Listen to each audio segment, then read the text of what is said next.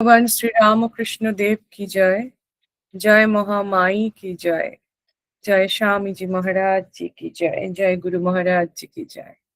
আপনার সারদা রামকৃষ্ণ পাঠচক্রের পক্ষ থেকে সমস্ত ভক্তবৃন্দকে আমার শ্রদ্ধা প্রণাম জানিয়ে আজকের অনুষ্ঠান আমরা শনিবারের প্রভাতী অনুষ্ঠান শুরু করছি। আমি সীতা দিদিকে অনুরোধ করব, দিদি আপনি বৈদিক মন্ত্র পাঠ করে অনুষ্ঠান শুরু করুন। জয় রামকৃষ্ণ। জয় রামকৃষ্ণ। আওয়াজটা ক্লিয়ার আছে তো? হ্যাঁ হ্যাঁ হ্যাঁ, ক্লিয়ার। ওম শ্রী গুরুভ্যো নমঃ। হরি ওম। ওম সহনা ভবতু সহনৌ ভুনক্তু সহ বীর্যং করবাবহৈ তেজস্বিনাবধীতমস্তু মা বিদ্বিষাবহৈ। ओम शांति शांति शांति। ओम सन्नो मित्रः सं वरुणः सन्नो भवत्यर्यमा सन्नो इंद्रो बृहस्पतिः सन्नो विष्णुरुक्रमः। नमो ब्रह्मणे नमस्ते वायो तमेव प्रत्यक्षं ब्रह्मासि तमेव प्रत्यक्षं ब्रह्म वदिष्यामि ऋतं वदिष्यामि सत्यं वदिष्यामि तन्मामवतु तद्वक्तारमवतु अवतु माम् अवतु वक्तारम्। ओम शांति शांति शांतिः। ओम वाग्मे मनसि प्रतिष्ठिता मनो मे वाचि प्रतिष्ठितम् आवीरावीर्यमेधि वेदस्य माणिस्थः श्रुतं मे मा प्रहासोः अनेनाधीतेनाहोरात्रान् सन्दधामि ऋतं वदिष्यामि सत्यं वदिष्यामि तन्मामवतु तद्वक्तारमवतु अवतु माम् अवतु वक्तारम् अवतु वक्तारम्। ओम शांति शांति शांतिः। ओम भद्रं कर्णेभिः शृणुयाम देवा भद्रं पश्यमाख्यवीर्यजत्राः स्थिरैरङ्गैस्तुष्टु वंशस्तनूभिर्यव्यसेम देवहितं यदायुः। स्वस्ति न इन्द्रो वृद्धश्रवा स्वस्ति नः पूषा विश्ववेदाः स्वस्ति नस्ताख्यो अरिष्ठनेमि स्वस्ति नो बृहस्पतिर्दधातु। ओम शांति शांति शांतिः। मधुवातारितायते मधुक्षरन्ति सिन्धव माध्वीर्न सन्तोषधिः मधुनक्तो मुतो शशि मधुमत्पार्थिवं रजः मधुघोरस्तु न पीता मधुमात्रो वनस्पति मधुमास्तु सूर्यः माध्वीर्गावो भवन्तु नः। ओम शांति शांति शांतिः। ओम पूर्णमद पूर्णमिदं पूर्णात् पूर्णमुदच्यते पूर्णस्य पूर्णमादाय पूर्णमेवावशिष्यते। ओम शांति शांति शांतिः। हरि ओम तत्सत् श्री रामकृष्णार्पणमस्तु। जय ठाकुर जय माँ जय। জয় তু শ্রী রামকৃষ্ণ। দিদির সুন্দর বৈদিক মন্ত্র পাঠের পর ঠাকুরমা স্বামীজির প্রণাম মন্ত্র। ওম স্থাপকায় চ ধর্মস্য সর্বধর্ম স্বরূপিণে অবতার বরিষ্ঠায় রামকৃষ্ণায় তে নমঃ। ওম নমঃ শ্রী ভগবতে রামকৃষ্ণায় নমো নমঃ। ওম নমঃ শ্রী ভগবতে রামকৃষ্ণায় নমো নমঃ। জননীং শারদাং দেবীং রামকৃষ্ণং জগদ্গুরুং পাদপদ্মে তয়োশ্রিত্বা প্রণমামি মুহুর্মুহুঃ। ওং নমঃ শ্রী জ্যোতিরাজায় विवेकानंद सूरये सच्चित सुख स्वरूपाय स्वामिने तापहारिणे गुरु ब्रह्मा गुरु विष्णु गुरुदेव महेश्वर गुरुरेव परं ब्रह्म तस्मै श्री गुरुभ्ये नमो नमः। জয়তু শ্রী রামকৃষ্ণ। আর একবার সমস্ত ভক্তবৃন্দকে আমার শ্রদ্ধা এবং প্রণাম। আজকের প্রথম পাঠটি আমাদের মৌসুমী করে। মৌসুমী রয়েছে ভগবদ গীতার থেকে। মৌসুমী আজকে বোধহয় নেই নাকি? না, আছে আছে। না, ওই মৌসুমী হ্যাঁ, আমার মৌসুমী। মৌসুমী আমার যা আর একজন আমাদের যে গীতা পাঠ করে সেই আচ্ছা আচ্ছা। ও মৌসুমী দেখতে পাচ্ছি না। আচ্ছা ঠিক আছে, এক সেকেন্ড দাঁড়ান। কি একজন, আচ্ছা তাহলে আজকে আমি অনুরোধ করব গার্গীদি তুমি শুরু করো, কারণ আমার কাছে এক্ষুনি বইটা নেই, তারপর আমি পাঠ করছি। ঠিক আছে গার্গীদি? ঠিক আছে, হ্যাঁ, তুমি শুরু করো।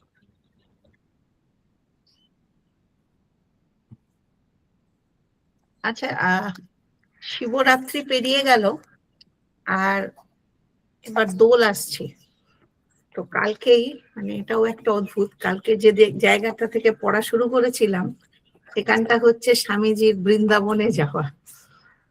ঠিক আছে, তাহলে সেটাই আজকে এখান থেকে করছি।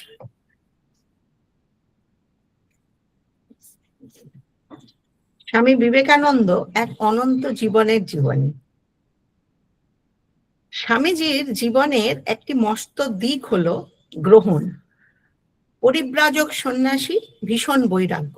জগৎ আর জীবনের দিকে তাকাবার কি প্রয়োজন? হিমালয়ের শীতল গুহায় চক্ষু কর্ণ মুদে বসে পড়ি ধ্যানে, তা কিন্তু নয়। গুরুদেব বলেছিলেন, স্পষ্ট চোখে মানবলীলা দেখো, জীবন থেকে জীবনের পাঠ নাও।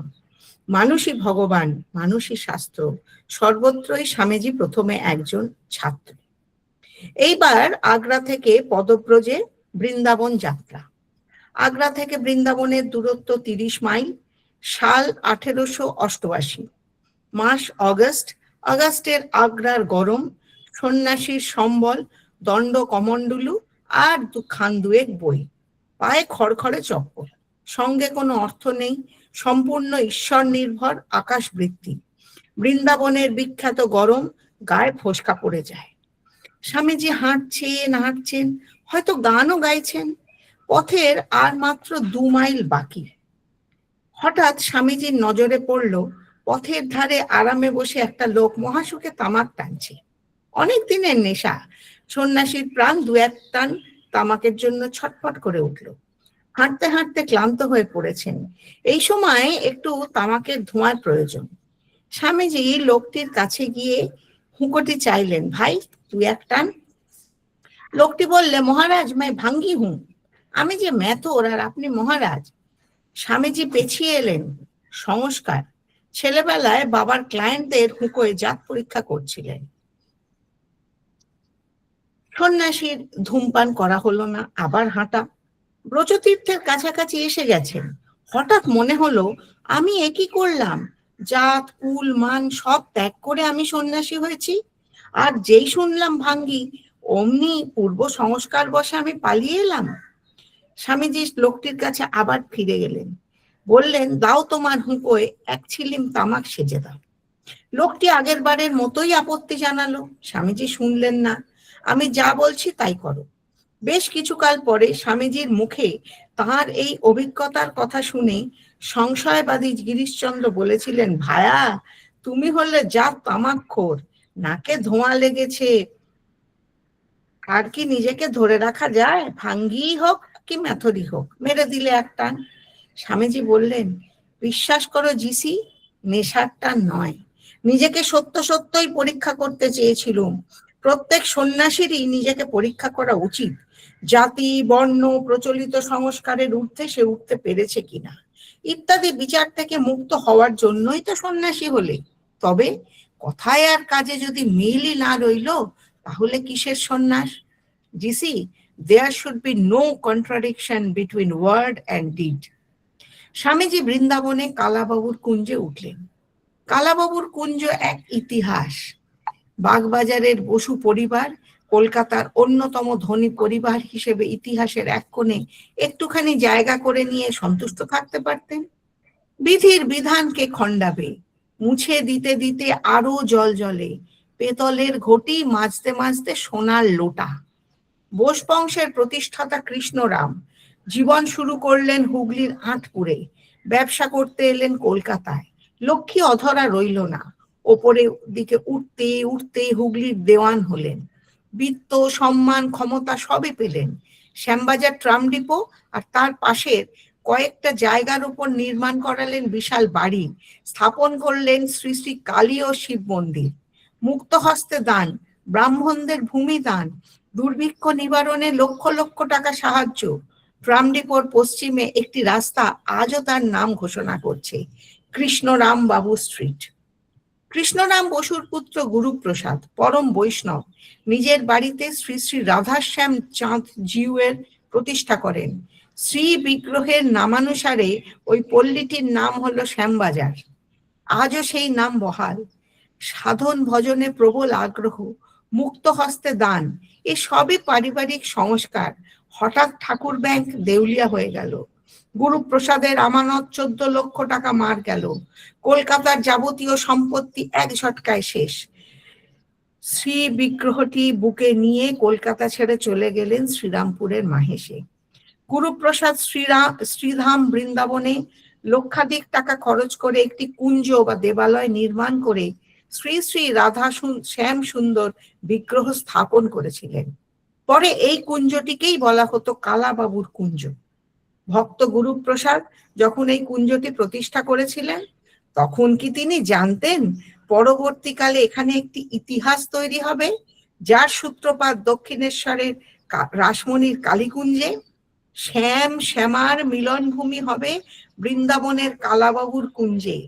মোগল ইতিহাস থেকে পায়ে পায়ে হেঁটে স্বামী বিবেকানন্দ এসেছেন রাধা ভূমিতে। স্নিগ্ধ ব্রজ বাতাসে অশ্বক্ষুর ধ্বনি নেই, ভক্তচরণের শব্দ সর্বত্র। জীবন এখানে মৃদুধারায় আবর্ত। মানুষের প্রয়োজন এখানে খুবই কম, নয়নধারাই এখানকার ভাষা। স্বামীজি খুঁজে পেলেন সর্বগ্রাসী ভক্তি। তার হৃদয়ের বন্ধ দুয়ার হঠাৎ খুলে গেল, প্লাবন এলো, রাধা আর কৃষ্ণ সেই লীলা। দক্ষিণেশ্বর জ্ঞানমার্গী নরেন্দ্রনাথকে ভক্তিপথে আনার জন্য ঠাকুরের কত চেষ্টা। তুই শুষ্ক জ্ঞানী কেন হবি?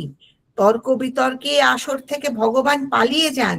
ভক্তিরস ভাণ্ডে টাপুর টুপুর থাক, আনন্দ পাবি।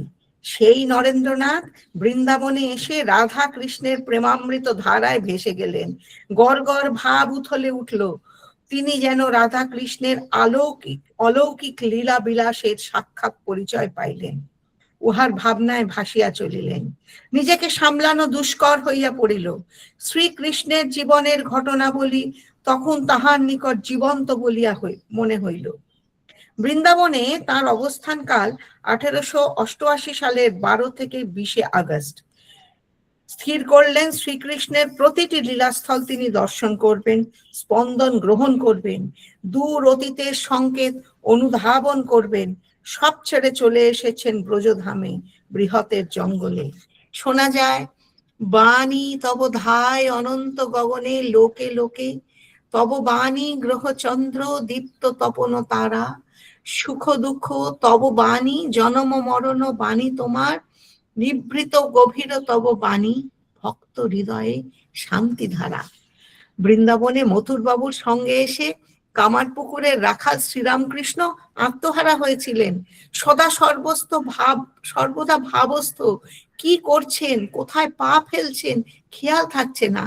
সামলাবার দায়িত্বে ভাগিনেও হৃদয়। বাঁকা বিহারীর রূপে বিভোর হয়ে জড়িয়ে ধরতে গেলেন। গিরি গোবর্ধনের মাথায় চড়ে বসলেন। সন্ধ্যাকালে রাখাল বালকগণ গরুর পাল লইয়া যমুনা পার হইয়া গোষ্ঠ হইতে ফিরিতেছে দেখিতে দেখিতে তাহাদের ভিতর শিখিপুচ্ছধারী নবনীরদ শ্যাম গোপাল কৃষ্ণের দর্শন লাভ করিয়া তিনি প্রেমে বিভোর হইয়াছিলেন। ঠাকুর বলতেন, গঙ্গা জল জলের মধ্যে নয়, শ্রী বৃন্দাবনের রজ ধুলার মধ্যে নয়, আর শ্রী শ্রী জগন্নাথ দেবের মহাপ্রসাদ অন্যের মধ্যে নয়, এই তিন ব্রহ্মের স্বরূপ। শ্রীকৃষ্ণ যেসব জায়গায় লীলা করেছিলেন, বৃন্দাবন, মথুরা, গোকুল, বর্ষানা, শ্যামকুণ্ড, রাধাকুণ্ড, গিরি গোবর্ধন, এইসব নিয়ে ব্রজধাম। ব্রজের নিয়মে প্রথমেই দর্শন করতে হবে গোপেশ্বর শিব ও কালী, তারপর একে একে গোবিন্দজি, গোপীনাথ, শেঠের মন্দির, রাধাবল্লভ, মদন মোহন, শাহজির মন্দির, অষ্টসখী, বাঁকা বিহারী, কালীয় দমন। স্বামীজি ঠাকুরের পথেই চলেছেন, যাবেন গিরি গোবর্ধনে। শ্রীকৃষ্ণের এক মহালীলাস্থল। সে কবে, কোন মহাভারতের কাল। কৃষ্ণ একদিন গোপবালকদের বললেন, ইন্দ্রের পূজা করে কি লাভ? গোধনের আশ্রয়দাতা গিরি গোবর্ধনের পুজো করো। গোপ বালকরা তাই করলো। কুপিত ইন্দ্র বলল, দেখাচ্ছি মজা। শুরু হলো প্রবল বৃষ্টি, ঝড়, তুফান, ব্রজধামে প্লাবন। শ্রীকৃষ্ণ হাসলেন, ইন্দ্র, তোমার বুঝি অনেক ক্ষমতা? তাহলে দেখো আমি কি করি। শ্রীকৃষ্ণ তার একটি আঙুলের ওপর গিরি গোবর্ধন গিরি ধারণ করলেন। গোপ বালকেরা তার সমস্ত গরু নিয়ে সেই পর্বতের নিচে আশ্রয় গ্রহণ করলেন। ইন্দ্র পরাস্ত হলেন। ঠাকুর বৃন্দাবনে কি করছিলেন সেই বর্ণনা আছে লীলা প্রসঙ্গে। মথুর নিধুবনের নিকট একটি বাটিতে অবস্থান করিয়াছিলেন, মুক্ত হস্তে দান করিয়াছিলেন। দেবস্থান সকল দর্শন করিতে যাইয়া প্রত্যেক স্থলে কয়েক খণ্ড গিনি প্রণামী স্বরূপ দান করিয়াছিলেন। নিধুবন ভিন্ন, ঠাকুর এখানে রাধা কুণ্ড, শ্যাম কুণ্ড ও গিরি গোবর্ধন দর্শন করিয়াছিলেন। শেষোক্ত স্থলে তিনি ভাবাবেশে গিরিশৃঙ্গে আরোহণ করিয়াছিলেন। খ্যাতনামা সাধক সাধিকাগণকে দর্শন করিতে গিয়াছিলেন। নিধুবনে গঙ্গা মাতার দর্শন লাভে পরম পরিতুষ্ট হইয়াছিলেন। জয় ঠাকুর, জয় মা, জয় স্বামীজি মহারাজ। বাকিটা পরের দিন। পূর্ব একটা বৃন্দাবন ভ্রমণ, যেন আমরা বৃন্দাবনের মানস ভ্রমণেই আমরা বোধহয় ছিলাম। এত সুন্দর লেখা এবং এত সুন্দর পাঠ তুমি করলে যে আমরা সবাই যেন সেখানেই ছিলাম। ওই স্বামীজির যে কথাটা দিয়ে শুরু করলে, সেই প্রসঙ্গে মনে হচ্ছে যে আজকে সকালেই এই বিষয়ে শুনছিলাম। স্বামী বিষাত্মানন্দজি বলছিলেন যে এই যে স্বামীজি ফিরে গেলেন, মানে কি হলো, নিজে থেকে নিজেকে তুমি চেঞ্জ করলে, যে আমাকে বদলাতে হবে, কারণ আমারই তো। ঈশাত্মানন্দজি বলছেন যে ভগবদ গীতার অনেক শ্লোক আছে, তার মধ্যে একটি শ্লোক আছে যেখানে তিনি বলছেন যে তোমাকে রক্ষা করার দায়িত্ব তোমার, তোমার রক্ষা তোমার ভেতরের। বলছে দেখুন, আমরা যতই বাইরে থেকে বলি আমি কিন্তু আমাকে চেঞ্জ করতে পারবো না অন্যের সবটা দেখে, যদি না আমি মনে করি আমাকে চেঞ্জ করব। তো বলছে সেখানে আপনারা একটা জিনিস নিয়ে গর্ব করতে পারেন। সেখানে গর্বটা কি নিয়ে হবে, কিভাবে নিজেকে এরম ভাবে করা যায়, তার পদ্ধতিটি হচ্ছে খুব সুন্দর। ভাববেন আমি ঠাকুরের সন্তান, ভাববেন আমি শ্রী সারদা মায়ের সন্তান, আমি তার সন্তান হয়ে এই কাজটা করব। বলছে তখন দেখবেন ওই গর্ববোধ থেকে জীবনে একটি জিনিস নিয়েই গর্ব করতে পারেন, সেটি হচ্ছে যে আমরা ঠাকুরমা স্বামীজির সন্তান। এবং তখন যে শক্তিটা আসবে, তখন আপনি আপনাকে রক্ষা করতে পারবেন। তো এই স্বামীজির ঘটনাটা তুমি যখন পড়ছিলে, কেন ঠিক তারই এক্সাম্পলটা আমাকে ঠাকুর শোনালেন। এবং সম্পূর্ণ বৃন্দাবনের এই যে বর্ণনা, তুমি দেখো কালাবাবুর কুঞ্জে খুব কৃপা হয়েছিল বলে আমি যে মানে দর্শন করেছেন হয়তো অনেক ভক্তরাই। মা যে জানলা দিয়ে দেখতেন, ঠাকুর, মা, স্বামীজি তিনজনের ওপরেই বৃন্দাবনের যে প্রভাব। এবং বৃন্দাবন এখনো বৃন্দাবন, বৃন্দাবন আজও সেই বৃন্দাবনই আছে। যদি তুমি অনুভব করার, তাহলে সে জিনিস বোঝা যায়। অনেক অনেক ধন্যবাদ তোমাকে এত সুন্দর একটি পাঠ আমাদের সবাইকে শোনানোর জন্য এবং আমাদেরকে মানস বৃন্দাবন ভ্রমণ করানোর জন্য। আমি ভগবদ গীতার আমার এই মুহূর্তে ওই খাতাটাও কাছে নেই বলে আমি শ্লোকটা পাঠ করছি না। আজকে এই মোক্ষ যোগ তো আমরা আলোচনা করছিলাম, সেই মোক্ষ যোগে একটি সারামৃত, মানে অষ্টাদশ অধ্যায়ের যেটি সারামৃত, এটি শ্রীমদ্ ভগবদ গীতা স্বামী অপূর্বানন্দজির অনুবাদিত এবং অনুদিত এবং সম্পাদিত। সেইখানে মহারাজের ব্যাখ্যাটা আমি একটু আপনাদের কাছে পড়ব। আমরা অষ্টাদশ অধ্যায় শ্রীমদ্ ভগবদ গীতাতে আমরা জানি ৭৮টি শ্লোক রচিত হয়েছে। তার মধ্যে আমাদের, আমি খুব ভুল যদি না করি, বোধহয় ৫৯ বা ৬০ অব্দি আমাদের পাঠ হয়েছিল। তো সেখানের মূল জিনিসটা কি? সেই মূল জিনিসটা বলছেন যে মনে মনে সমস্ত কর্ম তুমি আমাকে অর্পণ করে সর্বদা আমাকে চিত্ত রাখো এবং যথাধিকার স্বধর্ম পালন করো, তাহলেই আমার প্রসাদে মুক্ত হতে পারবে। ভগবানের কৃপা ছাড়া মায়া মুক্ত হতে মানুষ পারে না। আর সব থেকে বড় মায়া আমাদের সেই অহংকার।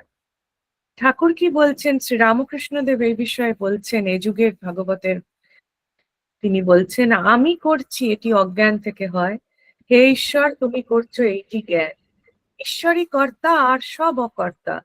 জীব যখন বলে, হে ঈশ্বর আমি কর্তা নই, তুমিই কর্তা, আমি যন্ত্র তুমি যন্ত্রী, তখনই জীবনের সংসার যন্ত্রণা শেষ হয়, তখনই জীবের মুক্তি হয়, আর এ কর্মক্ষেত্রে আসতে হয় না।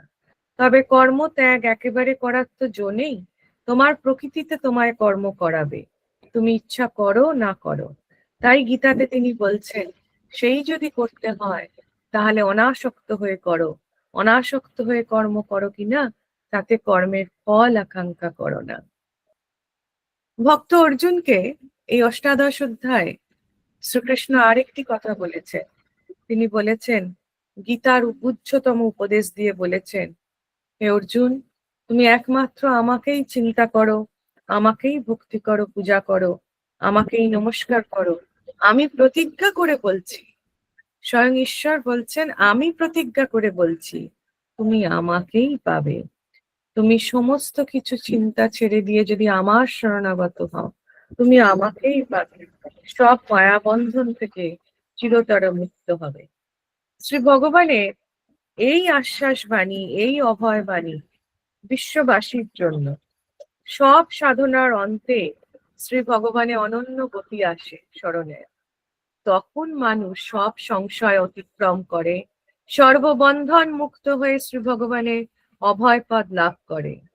তবেই তো ভগবানের ওপর পূর্ণ নির্ভরতা যখন আসে, তখন ন দুঃখে ন গুরুনাপি বিচলতে রূপ অবস্থাতে স্থিত হয়, অর্থাৎ ভগবানের পরম পদ প্রাপ্তি অবস্থায় প্রতিষ্ঠিত হয়, তখন আর মহা দুঃখ তাকে বিচলিত করতে পারে না।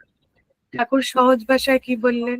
ঠাকুর সহজ ভাষায় বললেন, তাকে আম মোক্তারি দাও। ভালো লোকের ওপর যদি কেউ ভার দেয়, সে লোক কি তার মন্দ করে? তার উপর আন্তরিক ভার দিয়ে তুমি নিশ্চিন্তে বসে থাকো।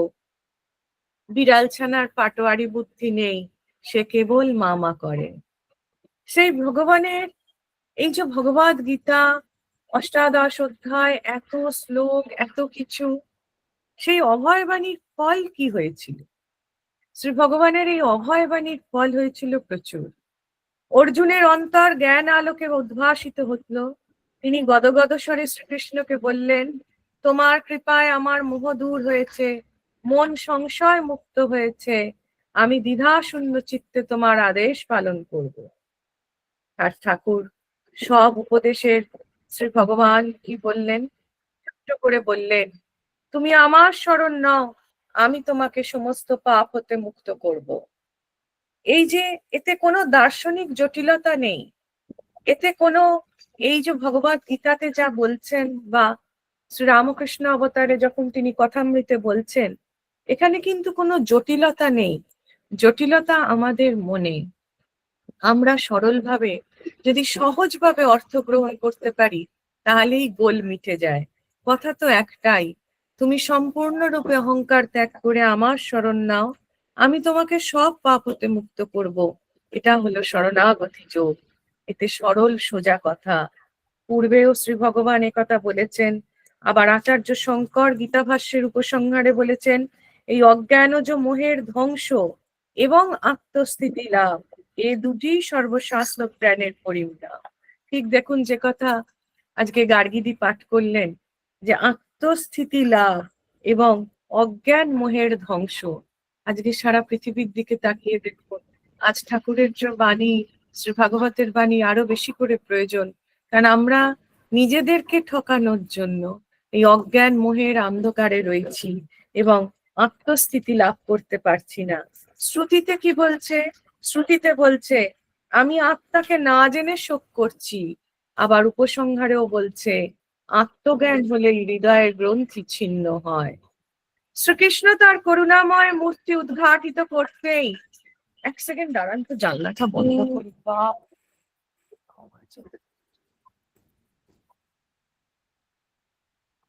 শ্রীকৃষ্ণ তার করুণাময় মূর্তি উদ্ঘাটিত করে বলছেন অর্জুনের সব সন্দেহকে ছিন্ন করে দিলেন। ঠাকুরও বলছেন, দেখবেন অনেক সময় মহারাজরা পাঠ করেন, বলেন ঠাকুর এসেছিলেন আমাদের এই সংশয়কে ছিন্ন করতে।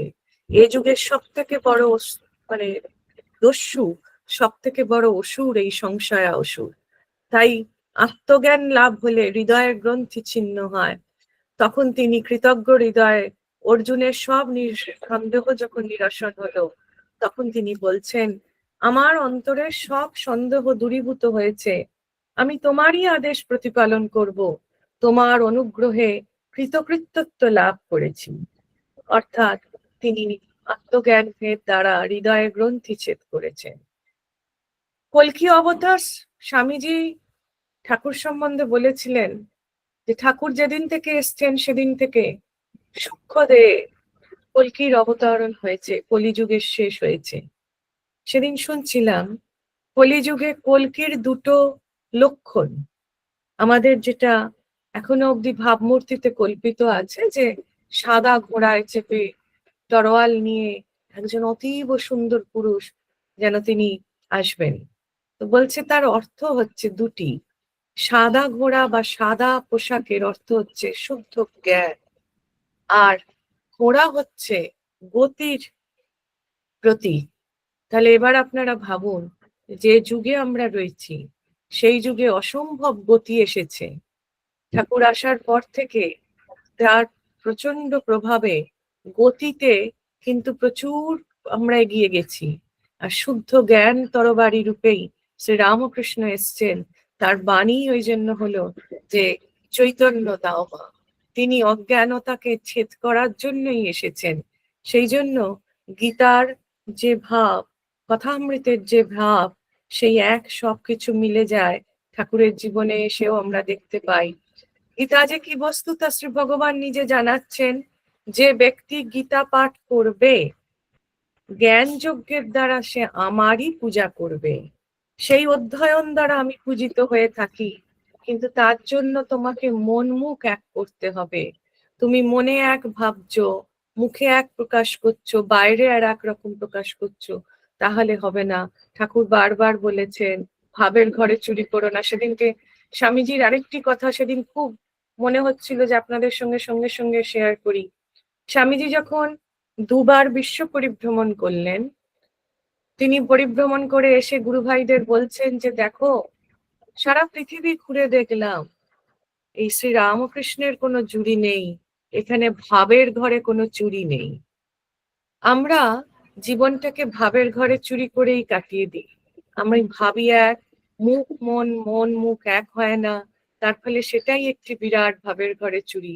কিন্তু সেইখানটা যদি না হয়, ঠাকুরের কৃপায় যদি সেই জায়গাটা ঠিক হয়, সেই জন্য বলছেন যেই গীতা পাঠ রূপ জ্ঞান যজ্ঞ দ্বারা আমার পূজা করে, সেই অধ্যয়ন দ্বারা আমি পূজিত হয়ে থাকি। এ গ্রন্থ কেবলমাত্র যে শ্রবণ করে সে পাপ মুক্ত হয়ে অগ্নিহোত্রাদি পুণ্য লোকে লোকসমূহ, শুভ লোকসমূহ প্রাপ্ত হয়। গীতা শ্রীকৃষ্ণের অপার্থিব জ্ঞানময় রূপ। ঈশ্বরের কৃপা ছাড়া কিছু হবার নয়, ঈশ্বরের অনুগ্রহ ছাড়া কিছু হয় না। তাই শরণাগতি ছাড়া, যিনি শরণাগতি নেবেন সে ঈশ্বরের কৃপাকে তার কাছে প্রার্থনা করতে হয়। ঈশাত্মানন্দজি বলেন কেঁদে কেঁদে প্রার্থনা করতে হয়। যে ঠাকুর বলছে কাঁদে কেঁদে তার কাছে যদি শুভ বস্তুর জন্য কি প্রার্থনা করতে হয়, শুদ্ধা ভক্তি, শুদ্ধা জ্ঞান, ঈশ্বর লাভের প্রার্থনা যদি করতে রোজ পারেন, তাহলে তিনি রোজ যেমন বাচ্চা যদি মায়ের কাছে ঘ্যান ঘ্যান করে তাদের মা যেমন বিরক্ত হয়ে দিয়ে দেয়, বলছে তিনিও তেমনি ভালোবেসে বিরক্ত হয়ে সেই দর্শন দেবেন। জয় তু শ্রীরামকৃষ্ণ, জয় মা।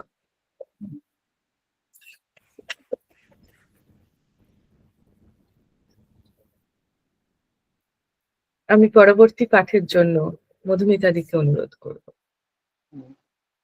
অসাধারণ শুনলাম অনিতা, তোমার এই ব্যাখ্যা, তোমায় সাধুবাদ জানাই, অপূর্ব শুনলাম। তার আগে গার্গী আমাদের অসাধারণ বৃন্দাবন মানস দর্শন করালো, বৃন্দাবন দর্শন করালো। গার্গীকেও সাধুবাদ জানিয়ে মায়ের কৃপায় মায়ের কথা শুরু করছি।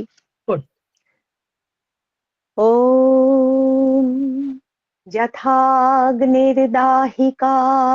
শক্তি রামকৃষ্ণে স্থিতা হিয়া সর্ববিদ্যা স্বরূপাং তাং শারদাং প্রণমাম্যহম। শ্রদ্ধেয় সঞ্জীব চট্টোপাধ্যায়ের ঠাকুরমা সমগ্র এই বইটি থেকেই পাঠ শুরু করেছিলাম, সেই বইটি থেকেই পাঠ করছি। আজ পাঠের বিষয় ধর্ম দর্শন, মা শারদা। শুদ্ধ মনে জ্ঞান চৈতন্য লাভ হয়। মন না মত্ত হস্তি, হাওয়ার সঙ্গে সঙ্গে ছোটে, তাই সৎ সৎ বিচার করে সব দেখতে হয়, আর খুব খাটতে হয় ভগবানের জন্যে, মা বলতেন। প্রত্যক্ষ অভিজ্ঞতা ছাড়া ঠাকুরমা স্বামীজি একটিও কথা বলতেন না, নিজেদের জীবন থেকে তুলে আনতেন আদেশ উপদেশ। মন কেমন? চঞ্চলম অস্থিরম। ঠাকুর বলছেন মাছির মতো, এই বিষ্ঠায় তো এই সন্দেশে, বহুরূপীর মতো ক্ষণে ক্ষণে রং বদলায়। মনের এই দুর্বলতা প্রসঙ্গে মা কি সহজ সুন্দর কথাটি বললেন, ঠাকুরমা স্বামীজি ঘরানার মতোই কথা। অসম্ভবকে সম্ভব করার লড়াই নয়, সম্ভবকে সম্ভব করার ফাঁক খোঁজা। মা বলছেন মনের দুর্বলতা, বাবা ওটা তো প্রকৃতির নিয়ম। যেমন অমাবস্যা পূর্ণিমা আছে না, তেমন মনও কখনো ভালো হয়, কখনো মন্দ হয়। এক মহাসাধক বলেছিলেন, মনকে জয় করেছি, বিশ্ব এখন আমার পদতলে। উত্তর ধ্যান সূত্র বলছেন, নিজেকে জয় করো। বাইরে লড়াই, জয় পরাজয়ের কোনো মূল্য নেই। নিজের সঙ্গে নিজে লড়াই করো।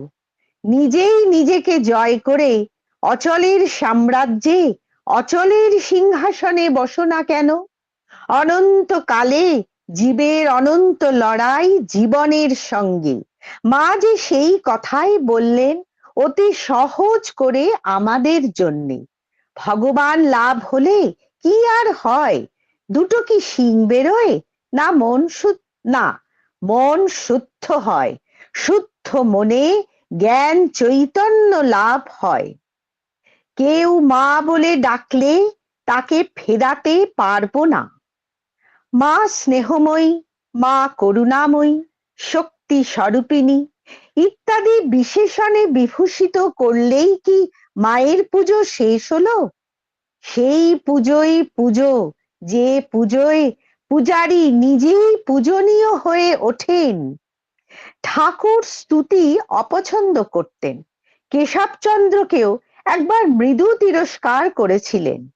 স্বামীজি শাক্তের ব্যাখ্যা করেছেন, শক্তির উপাসকই শাক্ত, শক্তিমান হয়ে ওঠাই সিদ্ধি।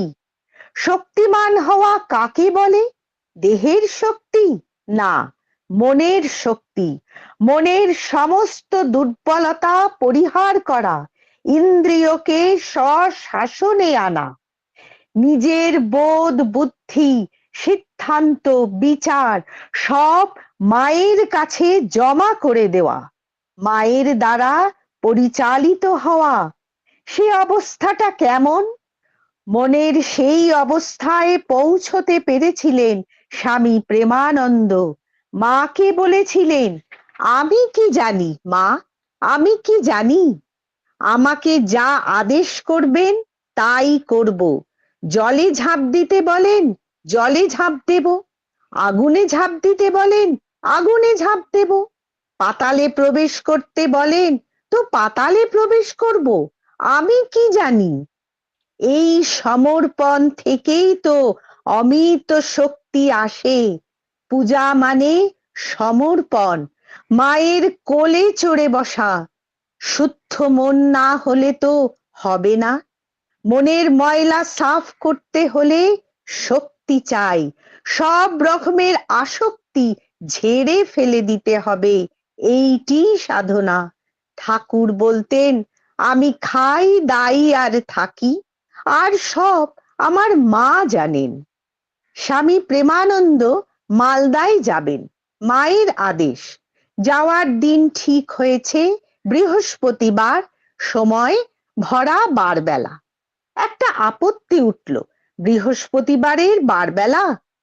বাবুরাম মহারাজ বললেন, মা অনুমতি দিয়েছেন, বৃহস্পতিবারের বারবেলা আবার কি রে? মাকে আমরা সেইভাবে ধরতে পারবো কি?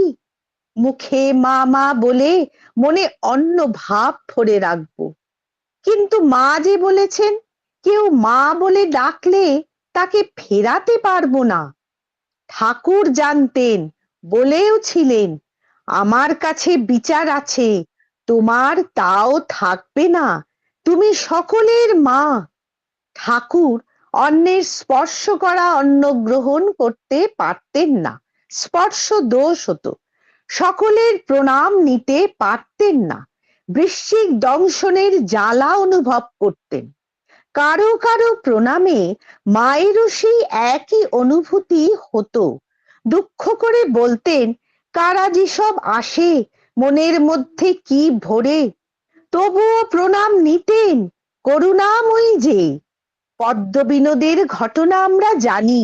অন্তিম সময় পদ্মবিনোদ শ্রী শ্রী রামকৃষ্ণ কথামৃত শুনতে শুনতে চলে গেলেন। দুগাল বেয়ে গড়িয়ে নেমেছে শেষ অশ্রু।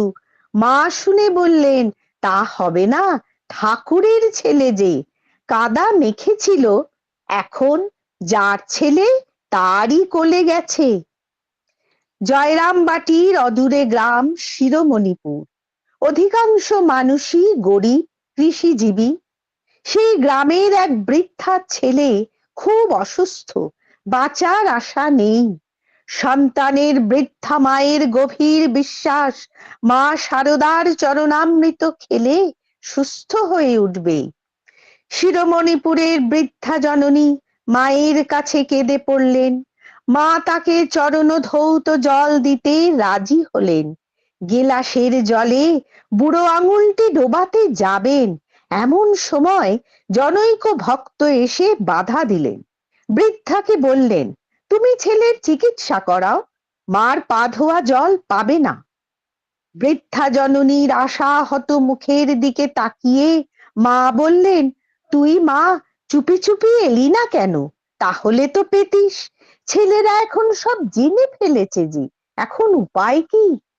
বৃদ্ধার করুণ মুখের দিকে চেয়ে কিছুক্ষণ চেয়ে থেকে বললেন, আমি বলছি, তোর ছেলে সেরে উঠবে। হতাশ বৃদ্ধা সে কথা বিশ্বাস করতে না পেরে বাড়ি ফিরে এলেন। বাড়িতে ঢুকে তিনি হতবাক, এ আমি কি দেখছি?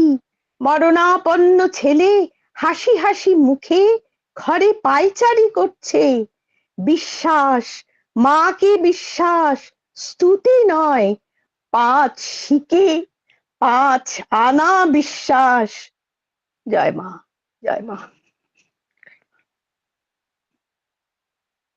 মা, জয় মা, জয় মা। এই বিশ্বাস, এই জ্বলন্ত বিশ্বাস, তিনি সব ভাবে ধরে আছেন, আমরাই বিশ্বাস রাখতে পারি না। এবং কি আশ্চর্য, আজকে সেই পড়ার মধ্যে দিয়ে আবার সেই জায়গাগুলোই যেন, যেটা গার্গিনী বলল, যেটা ভগবত গীতার মধ্যে দিয়ে বলল, সেইখানটাই যেন মাও আবার মনে করিয়ে দিলেন যে নিজেদেরকে কিরম ভাবে থাকতে হবে, কিভাবে নিজেদেরকে করতে হবে। শ্রী শ্রী মায়ের চরণে অসংখ্য প্রণাম জানাই। তুমি মায়ের কথা পাঠ করে শোনাও, তোমার চরণে আমার শ্রদ্ধা এবং প্রণাম রইল। এবং সমস্ত ভক্তবৃন্দকেও আবার একবার নমস্কার জানাই যে তবুও কৃপায় আমরা একত্র হই, তবু না চাইলে একটা কথা বলাও যায় না, শোনাও যায় না, ব্যবস্থাও কিছু করা যায় না। তো যাই হোক, আমরা পরবর্তী পাঠের জন্য রঞ্জনাদিকে অনুরোধ করব। জয় ঠাকুর, জয় মা, জয় স্বামী। অতীতের স্মৃতি স্বামী বিরজানন্দ ও সমসাময়িক স্মৃতিকথা, স্বামী শ্রদ্ধানন্দ মহারাজের লেখা। শোনা যাচ্ছে? শোনা যাচ্ছে, হ্যাঁ। ঠিক আছে। ওম যথাগ্নি দাহিকা শক্তি রামকৃষ্ণে স্থিতা হিয়া সর্ববিদ্যা স্বরূপাং তাং শারদাং প্রণমাম্যহম। আগের দিন আমরা পড়েছিলাম, একটি ভিখারি বৈরাগী বেহালা বাজাইয়া গান ধরিয়াছে, আর সেই গানটি যেন শ্রীসীমার জীবনের হুবহু ছবি। তাই সকলেই উহা শুনিয়া খুব অভিভূত হইলেন। গোলাপ মা ও যোগিন মা পুনরায় গানটি গাহিতে বলিয়া পাঠাইলেন। বৈরাগীও আবার গাহিয়া শুনাইল। তাহাকে কয়েক আনা পয়সা ও সিধা দিয়া বিদায় করা হইল। দিদিমা বলিতে লাগিলেন, হ্যাঁ গো, তখন সকলেই জামাই শ্রী শ্রী ঠাকুরকে খ্যাপা বলতো, সারদার অদৃষ্টকে ধিক্কার দিত, আমায় কত কথা শোনাতো, মনের দুঃখে মরে যেতুম। আর আজ দেখো, কত সম্ভ্রান্ত ঘরের ছেলেমেয়েরা দেবী জ্ঞানে সারদার পা পুজো করছে। আজকে পড়ছি, শ্রী শ্রী জগদ্ধাত্রী পূজা মহা সমারোহে সম্পন্ন হইয়া গেল। প্রতিমা খুব চিত্তাকর্ষক হইয়াছিল। দুর্গা পূজার ন্যায় 3 দিন পূজাদি হইল। শ্রী শ্রী মা অন্যান্য মেয়েদের সহিত পূজার জোগাড় ও রন্ধনাদির আয়োজনে দিন রাত খুব ব্যস্ত ছিলেন। সন্ধ্যারতির সময় কয়দিনই এবং মহাষ্টমীর সন্ধি পূজার সময় তিনি আসিয়া জোর হাতে কাছে দাঁড়াইয়া দর্শন করিতেন, কখনো চামর ব্যজন করিতেন। বহু দূরের গ্রাম হইতে নিমন্ত্রিত ব্রাহ্মণ পণ্ডিত ও ভদ্রলোক, অভ্যাগত চাষি ও দরিদ্র নারায়ণকে 3 দিন ওই দেশের রীতি অনুযায়ী ভাত, কড়াইয়ের ডাল, পোস্ত চচ্চড়ি, অন্যান্য তরকারি, দই, মিঠাই প্রভৃতি পরিতৃপ্তি সহকারে খাওয়ানো হইয়াছিল। 2 দিন রাত্রে যাত্রাও হইয়াছিল। জগদ্ধাত্রী পূজার 2-3 দিন পরে শরৎ মহারাজ প্রভৃতি 4 জনেই ম্যালেরিয়া জ্বরে পড়িলেন। ছোট ঘরটিতে পাশাপাশি শুইয়া সকলেই জ্বরে কাঁপিতেছেন ও ছটপট করিতেছেন। শ্রী শ্রী মায়ের ভাবনা চিন্তার অবধি নাই, কেবল বলিতেছেন, মাগো কি হবে, ছেলেরা সকলেই পড়ে পড়ে ভুগছে। তিনি মাঝে মাঝে দরজার বাইরে দাঁড়াইয়া দেখিয়া যাইতেন। জয়রামবাটিতে তখন দুধ বড় দুষ্প্রাপ্য ছিল। মা নিজে বাড়ি বাড়ি ঘুরিয়া রোগীদের সাগুর জন্য দুধ 1-8 পোয়া যাহা পাইতেন সংগ্রহ করিয়া লইয়া আসিতেন। যাহা হোক, কয়েকদিন পরে সকলের জ্বরের বিরাম হইল, সবাই অন্নপথ্য করিলেন। মা রোজ খিড়কি পুকুরে মামাদের দ্বারা জাল ফেলিয়া মাছ ধরাইতেন এবং তাহাদের জন্য মাছের ঝোল রাঁধিতেন। এইরূপ প্রচন্ড ম্যালেরিয়ায় তাহারা পূর্বে কেহ ভুগেন নাই। দুর্বলতা কাটিতে অনেক দিন লাগিয়াছিল। ইতিমধ্যে তাহারা কয়েকবার কামারপুকুর দর্শন করিতে গিয়াছিলেন।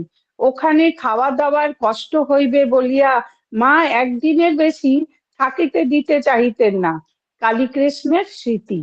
সেখানে কামারপুকুরে থাকাকালে এক অপূর্ব পবিত্রতা, শান্তি ও আনন্দের ভাবে পূর্ণ হয়ে থাকতুম এবং ঠিক ঠিক বোধ করতুম আমরা পুত মাটির উপর বেড়াচ্ছি। সেই পর্ণকুটিরের কি মোহিনী শক্তি, প্রত্যক্ষ আধ্যাত্মিক ভাবে অনুরণিত, যেন পৃথিবী ছাড়া বোধ হতো। সেখানে তখন রামলাল দা, শিবুদা ও লক্ষ্মী দিদি ছিলেন। তারা কত আদর যত্ন করতেন ও ঠাকুরের কথা ও গল্প করে আনন্দ দিতেন। কাছাকাছি যা কিছু ঠাকুরের জীবনের সঙ্গে জড়িত সব দেখতুম ও ঠাকুরের সময়ে যারা ছিলেন তাদের কাছ থেকে তার কথা শুনতুম। ঠাকুরের সেনাত গঙ্গা বিষ্ণু লাহা তখন জীবিত ছিলেন। হালদার পুকুরের জল তখন খুব পরিষ্কার ও স্বচ্ছ ছিল। বুক জলে দাঁড়িয়ে স্নান করবার সময় পায়ের নিচে বালি পর্যন্ত কাঁচের মতো দেখা যেত। বাইরের ঘরের কোণের দিকে খিড়কি পুকুরের ধারে ঠাকুরের হাতে পোঁতা আম গাছটি বেশ বড় হয়েছিল। তিনি আম খেয়ে আটিটি পুঁতেছিলেন। সে গাছের আম বেশ মিষ্টি। কামার পুকুরের জিলিপি ও মেঠাই মুড়ি দিয়ে কি চমৎকার খেতে লাগতো। জয়রামবাটি ফেরবার সময় আমরা কিনে নিয়ে যেতুম। তরি তরকারিও যা হাতে পেতুম কিনে আনতুম। রঘুবীরের ও শীতলা দেবীর পূজা ভোগাদি তখন খুব নিষ্ঠার সঙ্গে সুন্দরভাবে হতো। তাহারা থাকিলে মায়ের পরিশ্রম বেশি হইবে ভাবিয়া সকলে ফিরিবার দিন স্থির করিলেন। মা পীড়াপিড়ি করিতে লাগিলেন, আর একটু সেরে ও বল পেয়ে তবেই যাবে, আরো কিছুদিন থেকে যাও। অনেক বুঝাইয়া অবশেষে তাহাকে সম্মত করা হইল। নির্দিষ্ট দিনে খাওয়া দাওয়া করিয়া গরুর গাড়িতে উঠিয়াছেন। মাকে রাখিয়া দূরে চলিয়া যাওয়া সকলেরই হৃদয় বিষণ্ণ। মা খিড়কির দরজার সামনে দাঁড়াইয়া চক্ষু অশ্রুসিক্ত। গোলাপ মা এবং যোগিন মাও কাঁদিতেছেন। কালীকৃষ্ণ কান্না চাপিতে পারিতেছেন না। গাড়িগুলি ছাড়িল, একটু দূরে দূরে থাকিয়া মাও পিছনে আসিতেছেন। বারবার বলিলেও ফিরিতেছেন না। ক্রমে গোশকট গ্রামের বাহিরে বিস্তীর্ণ মাঠে পড়িল। কালীকৃষ্ণ ছইয়ের ভিতর হইতে দেখিতে লাগিলেন মা তাল পুকুরের ধারে চলমান গাড়িরই দিকে মুখ করিয়া দাঁড়াইয়া আছেন। ক্রমে গাড়ি তাহার দৃষ্টিপথের বাহিরে চলিয়া গেল। তাহারা কিন্তু হৃদয়ে লইয়া চলিলেন নরদেহ ধারিণী ভগবতীর অপার্থিব করুণার স্মৃতি। কালীকৃষ্ণ এক মাকেই জানিতেন, গর্ভধারিণী মা। জীবন বর্তে এখন আসিলেন জন্মান্তরের মা। বিশ্বের সকল স্নেহ যেন তাহার মধ্যে পুঞ্জীভূত, অপরিসীম তাহার আকর্ষণ। ওম নিরঞ্জনম নিত্যম অনন্ত রূপম ভক্তানুকম্পাধীত বিগ্রহং বৈ ঈশাবতারং পরমেশমিদং তং রামকৃষ্ণং শিরসা নমামি। জয় ঠাকুর। অপূর্ব পাঠ, অপূর্ব মায়ের কথা, আর এত সুন্দরভাবে সেই কথাটা সেখানে শেষ হলো। মাকে ছেড়ে আসতে কি মন কেমন করে, সে এখনো এত বছর পরেও যখনই আপনি জয়রামবাটি যাবেন, চলে আসার সময় যেন মনটা একেবারে আকুপাকু করে। সে ঠাকুর এবং মা, আমার পক্ষে জয়রামবাটি যাওয়া মানে যেন মনে হয় এর থেকে আদরের জায়গাও নেই। আবার ছেড়ে আসার সময় মনে হয় এমন বেদনাও বোধহয় কারোর হয় না। যাই হোক, প্রভুর কৃপায় আমরা যে এই কথাগুলো শুনতে পাচ্ছি, সেদিনকে যে কথাটা দিদি বলছিলেন যে যেন মনে হয় একটি ক্লাসে আমরা সবাই থাকি এবং বড় দিদিরা যেন পাঠ করে। আমি পরে অনেক ভাবলাম কথাটা নিয়ে যে সত্যি তো আমরা তো, এটাও একটা দিক যে কিভাবে হবে। তো সেদিনকে মহারাজ বলছিলেন এই পাঠের মধ্যে মায়ের কথা যখন বলছিলেন, মায়ের বর্ণনা দিচ্ছিলেন যখন, তখন দক্ষিণাকালী স্তবের কথাও মা কোথাও কোথাও বলছিলেন। আমি কাল দক্ষিণাকালী স্তবের মূল এ থেকে ব্যাখ্যাগুলো পড়ছিলাম। মানে আমরা বোধহয় সঠিকভাবে কেউই জানি না, আমি জানি না, মানে আমি তো অন্তত জানতাম না। মহারাজ বলার পর আমি খুব ভালো করে চেষ্টা করছিলাম পড়ার জন্য। তো সেখানটা পড়তে গিয়ে অনেক কিছু জিনিস উঠে আসছিল, যে ব্যাখ্যাগুলোর সাথে যদি আমরা ভাবি যে ঠাকুর যে কালী পূজা করলেন, সেই কালীর যে স্বামীজি লিখলেন কালিদা মাদার কবিতা, এবং সেদিনকে যখন মহারাজও বলছিলেন যে মায়ের কি রূপ। আবার পুরাণে, আমাদের কাছে পুরাণটি আছে, পুরাণটি নিয়ে আমরা আলোচনা করি, পড়ি। পুরাণে বলছেন যে শিব, ব্রহ্মা এবং বিষ্ণু তিনজনেই দেখছেন শিব একবার মায়ের খোঁজের জন্য, যে কিভাবে কি হচ্ছে সেই সমস্ত মনের মধ্যে ওনার কোনো প্রশ্ন জেগেছে স্বয়ং শিবের মনে, যাচ্ছে কিভাবে এই সৃষ্টি রহস্য লক্ষ্যে হত থেকে আমি বা এলাম, এইসব নানা প্রশ্ন মনের মধ্যে জেগেছে। তখন তিনি ভাবছেন যে আচ্ছা আমি কেন সব রূপে মা কালীর চরণে। এই নানা প্রশ্ন যখন মনে আসছে তিনি ধ্যানেতে বসেছেন এবং শিব, ব্রহ্মা, বিষ্ণু তিনজনেই তখন অনুভব করছেন, তখন দেখছেন যিনি মহাকালী রূপে আমরা জানি, তিনি আসলে কি বিরাট, কি বিরাট। তিনি দেখছেন যে এরকম প্রচুর বুদ্বুদের মতন প্রচুর দুনিয়া, প্রচুর পৃথিবীর মতন, এবং সেখানে অজস্র ব্রহ্মা, বিষ্ণু, শিব রয়েছেন। তখন একদম অবাক হয়ে গেছে, ভাবছেন যে এত ব্রহ্মা, বিষ্ণু, শিব, এই এত দুনিয়া, এগুলো কার, কে করলেন? মা বলছেন যে তোমরা আমার সন্তানের, তোমাদের সৃষ্টি এখান থেকে। এবং ওই পুরাণে বর্ণিত রয়েছে সেই মায়ের কি রূপ।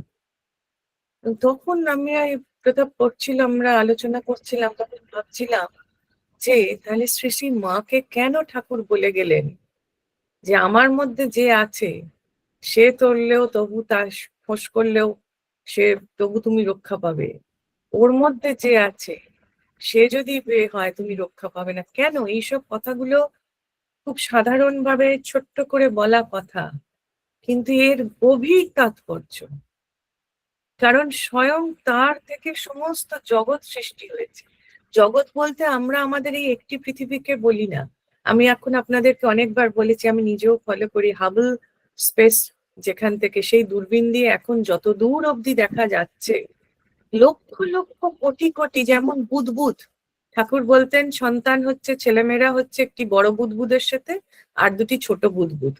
তো এই যে বুদবুদের মতোই অসংখ্য জগৎ, অসংখ্য জগৎ, মানে আমি আপনি খালি চোখে ইন্টারনেটের মাধ্যমে দেখতে পাচ্ছি যেই মহাবিশ্বে অসংখ্য জগৎ রয়েছে। সেই সমস্ত জগতের মধ্যে, প্রতিটি জগতের মধ্যে শিবের বর্ণনাতে রয়েছেন যে সেইখানে মা কিরম ভাবে তার সৃষ্টির লীলা চালাচ্ছেন। আবার যখন আমরা মায়ের কথা করছি, এই যে মায়ের কথা মধুমিতাদি বললেন বা রঞ্জনাদির কথার মধ্যে দিয়ে যখন উঠে আসছে, তিনি কি বলছেন যে আমি জন্ম জন্মান্তরের মা, আমি সকলেরই মা। আবার সেই তিনি বলছেন যে ঠাকুরকে আপনি কি রূপে দেখেন। একবার যখন কোন সন্ন্যাসী সন্তান মাকে প্রশ্ন করেছেন, মা খুব গম্ভীর হয়ে গেলেন, হয়ে বললেন সন্তানের মতো দেখি। মানে সেদিন ওইটা পড়তে পড়তে গায়ে কাঁটা দিচ্ছিল যে দেখুন এই সমস্ত কথা, একটি কথাকেও যদি আমরা ধ্যান ধারণা করতে পারি তাহলেই কোথায় মন চলে যাবে। যে তিনি তাহলে কে, কারা আসেন। মহারাজ যে বলছিলেন না, কাল আপনারা রেকর্ডিংটা আবার শুনলে দেখবেন, মহারাজ বলছেন যে যখন ঠাকুর চলে গেলেন মা আছড়ে পড়ে কাঁদছেন যে কালী তুমি আমায় ছেড়ে চলে গেলে। তাহলে বাইরের দৃশ্যত যে শরীর, সে শরীর পুরুষ শরীর, সেই পুরুষ শরীরে তুমি বলছো, কে বলছেন? স্বয়ং মা বলছেন যে হে মহাকালী তুমি আমাকে ছেড়ে চলে গেলে, মা আমাকে ছেড়ে চলে গেলে। আবার সেই মাই বলছেন, কি সুন্দর মহারাজ ব্যাখ্যা দিচ্ছিলেন, যে তিনি যদি ছবিটার দিকে ভালো করে তাকিয়ে দেখেন তিনি শিব। তাহলে শিব এবং মা নিজে মুখে, সেই যোগেন মায়ের ঘটনাটা যদি আপনাদের মনে থাকে, যোগেন মা বলরাম বসুর বাড়িতে লুকিয়ে লুকিয়ে শিব পূজা করতেন, তিনি ছাড়া কেউ জানতেন না, বাড়ির অন্য কেউ জানতেন না। একদিন তিনি শুকনো বিল্লপত্র দিয়েছিলেন আর একদিন বোধহয় হাত থেকে পড়ে গেছিল। মা বলছেন যোগেন যে তুমি এইটা দিয়ে পুজো করো না, আর একটু সাবধানে করো। যোগেন মা প্রথমে বুঝতেই পারেননি, কারণ ওনার মানে মনে আসতেই পারছে না যে আমি যে শিব পুজো করি এ কথা কেউ জানে না, মা কি করে জানলেন? তখন মা বলছেন আমি তো শিব। তাহলে এই যে কথাগুলো কেন, মানে এই ব্যাখ্যাগুলোর মধ্যে যে কত কিছু আছে, আমরা যদি একটু প্রভুর কৃপায় একটা কথারও অর্থ বুঝতে পারতাম। এই দক্ষিণাকালী স্তোত্রের প্রথম স্তোত্রটাতেই বলছেন,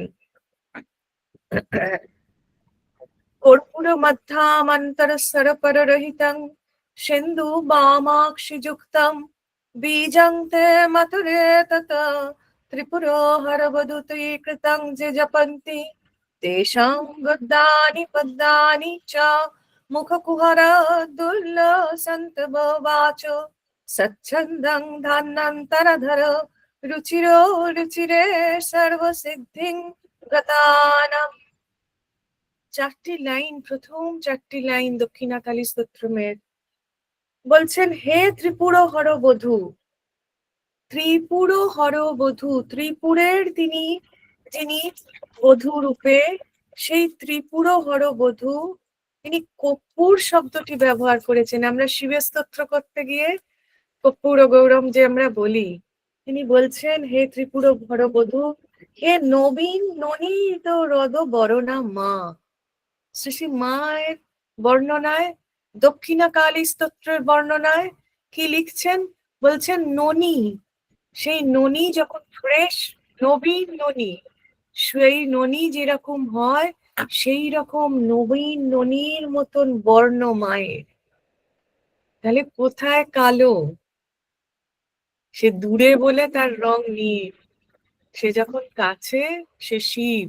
শিবের বর্ণনা ভাবুন, শিবও তো এমনই ধবল। তাহলে বলছেন যে হে ত্রিপুর হরবধূ, হে নবীন ননী বরদ বরণা মা। কর্পূর শব্দের মধ্যম এবং অন্তঃস্বর, কর্পূর শব্দকে যদি ব্যাকরণগত দিক দিয়ে ভাঙা হয়, তাহলে কর্পূরের প্রথম মধ্য আর অন্ততে হচ্ছে উ, অ, ম, অ, ও, এগুলো রয়েছে। আর ক এবং র বাদ দিয়ে যে ক রেফ থাকে, তার সঙ্গে যদি চন্দ্রবিন্দু যোগ করা হয় তাহলে একটি বীজ মন্ত্র পাওয়া যায়। কর্পূর শব্দটি থেকে প্রথম বীজ মন্ত্র আসছে। কিভাবে আসছে? বলছে কর্পূরের যে মধ্য এবং অন্ত স্বর, সেটি কি? ক পয়রেব দৈর্ঘ্য রত, তাহলে সেটাতে কি আসছে? অ আর উ আসছে। পয় দীর্ঘ উ আসছে। তাহলে কর্পূরের সেই থেকে, এবং এবার প আর রদটা বাদ দিয়ে কর্পূরের রেফটা যদি ধরা হয়, সেই রেফে যদি চন্দ্রবিন্দু দেয়া হয়, তাহলে প্রথম মহাবীজ মন্ত্র আসছে ক্রিং। তাহলে দক্ষিণাকালী স্তোত্রের প্রথম শ্লোকে বলছেন এই ইকার যুক্ত ক্রিং বীজটি হয়, তাকে যারা 3 বার জপ করে সেই সর্বসিদ্ধি প্রাপ্ত সিদ্ধগণের মুখ থেকে সততই গদ্য পদ্য বাক্য নির্গত হয়। তাহলে আমরা এই যে আজকে মুখ দিয়ে কেন এই জিহ্বা, কেন বলছে বাক, বাকের কি কি গুরুত্ব? বাক স্বয়ং সরস্বতী। আপনাকে আমাকে সারা পৃথিবীকে তিনি মুখ দান করেছেন, বাক্য দিয়েছেন, ভাষা দিয়েছেন। কিসের জন্য? তুমি সেটাকে কিভাবে ব্যাখ্যা করবে, কিভাবে তুমি সেটাকে ব্যবহার করছো? তোমার অহংকার দিয়ে ব্যবহার করছো, তোমার খারাপ কথা দিয়ে ব্যবহার করছো, তোমার ক্রোধ দিয়ে ব্যবহার করছো, না তুমি তাকে মন্ত্র রূপে ব্যবহার করছো, সেটা নির্ভর করবে তোমার উপর। যে কারণে স্কন্দ পুরাণে বলছে তুমি চাইলে তোমার গৃহ নৈমিষা অরণ্য, তুমি চাইলে তোমার গৃহ কুরুক্ষেত্র। সেটা কি দিয়ে হয়? অস্ত্র শস্ত্র দিয়ে যুদ্ধ করতে হয় না, সব আমাদের মুখ, সমস্ত শব্দের মধ্যে দিয়ে হচ্ছে। সেই জন্য বলছেন আবার এই মুখ দিয়েই আমরা কি করছি? মন্ত্র ইষ্ট জপ করছি। তো সেই জন্য বলছেন যিনি একবারও যদি এই 3 বার করে শুদ্ধ মনে জপ করেন, তার মুখে সর্বসিদ্ধি প্রাপ্ত সিদ্ধগণ, সর্বসিদ্ধি প্রাপ্ত যে সমস্ত সিদ্ধ আত্মারা রয়েছেন, তাদের কি করে আমাদের প্রাচীন মুনি ঋষিদের মুখ থেকে অনর্গল কবিতা বেরিয়েছে? কি করে বেদ সৃষ্টি হলো? কি করে তারা বলছেন? কই আমি আপনি তো বলতে পারছি না। তারাও তো মানুষ শরীর ধারণ করে এসছে। আমি আর্য অনার্য সমস্ত কিছু ছেড়ে দিচ্ছি, আমার দরকার নেই, আমার দরকার তার ভালোটুকু। ঋষিরা কি করেছিলেন? কেন ঋষিযজ্ঞ? কারণ তারা যে বাক্য আপনাকে দিয়ে গেছে, আজকে এই যে মন্ত্র পাঠ করছি, তার যে শক্তি সেটা আপনিই পাবেন, সেটা আপনার মঙ্গল হবে, তার জন্য তারা দিয়ে গেছেন। এবং যদি তিনি দেন তাহলে কি হবে? তাহলে কি হবে বলছে, সততই গদ্যরূপ পদ্যরূপ বাক্য তার মুখ দিয়ে নির্গত হবে এবং উচ্ছ্বসিত হবে। সেটা শুধুমাত্র নির্গত হবে না, সেটি মানুষের মনের মধ্যে উচ্ছ্বাস দেবে। উচ্ছ্বাস মানে আমাদের ওই আনন্দ করে পার্টি করতে যাওয়ার উচ্ছ্বাস নয়, পিকনিক করতে যাওয়ার উচ্ছ্বাস নয়। তোমার মনের জ্যোতির উজ্জ্বলতা হবে, তুমি নিজেকে বুঝতে পারবে, সেই উচ্ছ্বাস আসবে। কি অপূর্ব এই স্তোত্র! আমি দ্বিতীয়টি পাঠ করে আজকেই শেষ করবো এখানে। দ্বিতীয়টি বলছে, ঈশান সেন্দু বাম শ্রবণা পরিগাত বীজ মনন্নম হেসি দন্দং তে মন্দ চেতা যদি জপতি জনবার মে কদাচিত জিত্যা বচমাধীশং ধনতমপি চিরং মোহন মমুঞ্চ যাক্ষী বৃন্দাং চন্দ্রার্ধ চূড়ে প্রভবতী মহাঘোর বালবতংসে।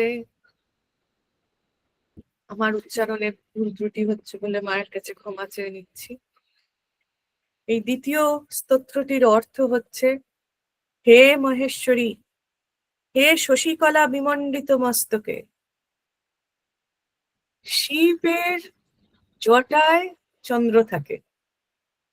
আবার পার্বতীতেও বলছেন, হে মহেশ্বরী, মহেশ্বরের যিনি স্ত্রী, হে মহেশ্বরী, হে শশী কলা বিমণ্ডিত মস্তক, যার মস্তকে শশীর রূপ কলা রয়েছে, হে অতি ভীষণ শব শিশুকৃত কর্ণালঙ্কার বিভূষিতা। আবার বলছেন অতি মহাঘোর, বলছেন যে এইরকম যার কর্ণ অলঙ্কার, তার সবের শিশুকৃত, যেন ছোট্ট ছোট্ট সব, অর্থাৎ করটি তার কর্ণের অলঙ্কার। কিরম ব্যাখ্যা দেখুন, তিনি চন্দ্রকে তিনি মস্তকে ধারণ করছে, তো শিবের ব্যাখ্যা ছাড়া কার ব্যাখ্যা? যিনি শিব তিনিই তো শিবানী। সেই জন্য মূঢ়মতি বলছে, আমাদের মতন মূঢ়মতি কেউ যদি কখনো একবার তোমার চন্দ্রবিন্দু ওঙ্কার সমান্বিত হুঙ্কার রূপী বীজ মন্ত্র জপ করে, তবে সে দীর্ঘকাল বৃহস্পতি এবং কুবেরকে জয় করতে পারে, কামিনীগণকে মুগ্ধ করতে পারে। আমরা একটু মনে করি আমাদের মহিষাসুর মর্দিনী স্তোত্রগুলো, যখন মহালয়া পাঠ হচ্ছে, যখন তিনি অসুরকে বধ করছেন, তখন তিনি কি বলছেন? এই মন্ত্রগুলো আসছে, হুম ক্রিম হুম, এই সমস্ত মন্ত্র, এই মন্ত্র শক্তি একে বলে। যে তখন তাহলে কি হবে বলছেন, প্রথমটায় আমরা কি জানলাম, যদি তুমি এই বীজ মন্ত্র তুমি করতে পারো, তবে তোমার মুখে সরস্বতী বসবেন, তোমার পদ্য গদ্য সমস্ত স্তোত্র মুখ দিয়ে অনর্গল নির্গত হবে। দ্বিতীয় মন্ত্রে বলছেন, যদি তুমি এই মন্ত্র পাঠ জপ করতে পারো শুদ্ধ মনে, তবে দীর্ঘকাল বৃহস্পতি এবং কুবেরকে জয় করতে পারবে। তাহলে বৃহস্পতি হচ্ছেন দেব গুরু, বৃহস্পতি হচ্ছেন সমস্ত জ্ঞানের অধিষ্ঠাত্রা গুরু, আবার কুবের হচ্ছেন সমস্ত সম্পদের, কুবেরের সম্পদ বলা হয়, তাকেও জয় করতে পারবে। এখানে আমার ব্যক্তিগতভাবে মনে হচ্ছে, ভুল হতে পারে, এই জয় করা মানে হচ্ছে তোমার লোভ কামনাকেও জয় করতে পারবে। ওই যে পরের কথাটাতেই বলছে না, যে কামিনীগণকে মুগ্ধ করতে সমর্থ হবে, মানে তোমার বাহ্যের রূপ যদি আমি ছেড়ে দিই, তোমার অন্তরে যদি তুমি দেখো, তাহলে তো আমাদের মনের এই কামনাকেও তোমার সেই মুগ্ধতার থেকে তুমিই মুগ্ধ করবে, তাকে তুমি তাকে জয় করবে। এইরকম করতে করতে পুরো এটার অনেকগুলো শ্লোক, এই একদিনে শেষ হবার জিনিস তো এটি নয়, কিন্তু 22টি শ্লোক আছে। যদি মা চান তাহলে আমরা ধীরে ধীরে পড়বো এই শ্লোকগুলোকে। এবং সবটা পড়ে আমার যেটা মনে হলো, যে কত জন্মের তপস্যার ফলে এ জন্মে আমরা ঠাকুরমা স্বামীজির চরণে আসতে পেরেছি। সর্বদেব দেব ঈশ্বর পায়া সর্বদেব দেবীর যত মন্ত্র, যত কিছু সাধনা, সব দিয়ে প্রভু আমাদের রক্ষা করছেন। আমাদের কাজ শুধু তাকে একটু ভালোবাসা, তাকে একটু ভালোবাসা। জয় তু শ্রীরামকৃষ্ণ, জয় মা, জয় স্বামীজি মহারাজ। অসাধারণ অসাধারণ অমৃত কথা শ্রবণ করলাম, আবার শুনবো। মা চাইলে অমৃত কথা, মা চাইলে অপূর্ব। হ্যাঁ, না এসব জিনিস বেশি বলাও যায় না, বেশি নেওয়াও যায় না। এই একটি শ্লোককে বুঝতে, একটি শ্লোকের ওপর যদি আমরা সারাদিন এক সপ্তাহ রয়েছে যদি একটু একটু মনে পড়ান, যদি একটু একটুও ধ্যান করতে পারা যায়, তাহলেই তো আমরা সেই চিনির পিঁপড়ের গল্প ঠাকুরের, তাহলেই তো তোমার তো একটা দানাতেই তোমার হেউ ঢেউ হয়ে যাচ্ছে, তোমার চিনির পুরো পাহাড়টা আনার দরকারটা কি? তো যাই হোক, আমার মনে হলো যে আরে মহারাজ বলার পর যে আচ্ছা দেখি তো কি জিনিস, একবার পড়ে তো দেখি, তারপর ভালো হচ্ছে যদি পড়লাম তাহলে এটা একটুখানি যদি আমরা সবাই মিলে ভাবি, হয়তো আরো অনেক এর ব্যাখ্যা আছে। আমি এই বইটি থেকেই মহারাজ যেভাবে লিখেছেন সেইভাবেই ব্যাখ্যা করছিলাম। তা আমার কোনো কৃতিত্ব নেই, তিনি দয়া করে কৃপা করে পড়িয়ে নিচ্ছেন। সবাই ভালো থাকবেন। জয় তো শ্রীরামকৃষ্ণ, জয় মা, জয় স্বামীজি মহারাজ কি জয়। আমাদের কিছু ভক্ত যারা রয়েছেন, নতুন জয়েন করেছেন, অঙ্গনা আছেন, তারপর সমাধি রয়েছেন, আপনাদের আমাদের অনুষ্ঠান কিরকম লাগে আপনারা যদি একটু জানান তাহলে আমরাও উৎসাহিত বোধ করব, ভালো লাগবে। সবাইকে আমার শ্রদ্ধা এবং প্রণাম ও নমস্কার জানিয়ে আজকের অনুষ্ঠান আমরা এখানেই শেষ করছি। আবার পরবর্তী দিনে আমাদের প্রভুর কৃপায় প্রভু যদি বসান আমরা একত্রিত হব। জয়